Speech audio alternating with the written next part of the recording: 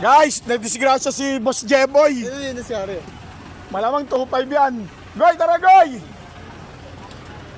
Goy, magpapail ng siklib yan, 2.5. Kasi nadisgrasya eh. Ayan guys, pauwi na kami. Umaga na guys, 3:52. Good morning na sa lahat. Kami na nagsarado ng Fishport guys. Ang hirap lang yung isang kasama namin na disgrasya, tinamaan ng lubid tsaka ng baal na paikot. Kung sino man may kamay dyan, mag-donate na lang kamay, papalitan kamay ni Jepoy. Ayan guys, so alas 4 na, luwag na ng Fishport ko, kami na lang ng tao, pauwi na kami.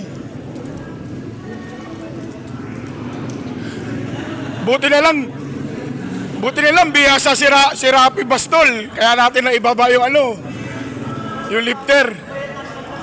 Kaya pa naman igalaw eh. Pag-ano si Jepoy, magpapel-si clip yun. Ayun na kami guys, oh.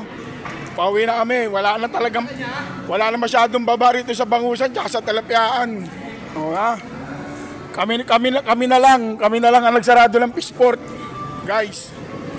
Nakita nyo naman ang luwag na. Inumaga kami ng baba guys. Yung estudyante namin baka di makapasok. Ayun o, si Kurt. Inihintay niya lang yung announce ng kasi yung Malabon walang pasok eh. Inihintay niya yung announce ng Nabotas. Si Joel nga malungkot to kasi inaano nga si Jepoy, di ba Well?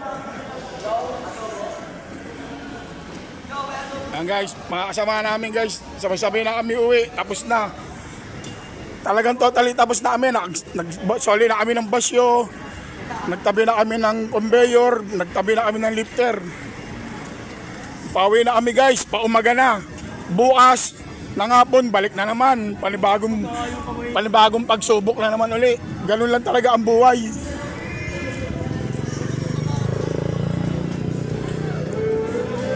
Kawawa si Boss Jepoy dahil nadali nga yung amay niya. Ay, si Boss Edo, uwi ka ba ng Valenzuela, Boss Edo? Ayun o. Hindi ko mapapasalubong kung pagkain na masarap. Ayun o. Paksiw.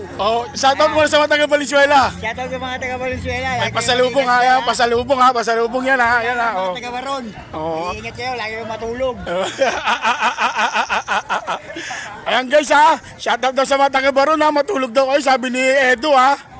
Kasi umaga na, kailangan na nila matulog.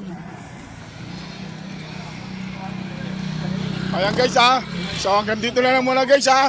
Shoutout na lang ulit sa lahat ng mga followers ha. See you next vlog mga guys.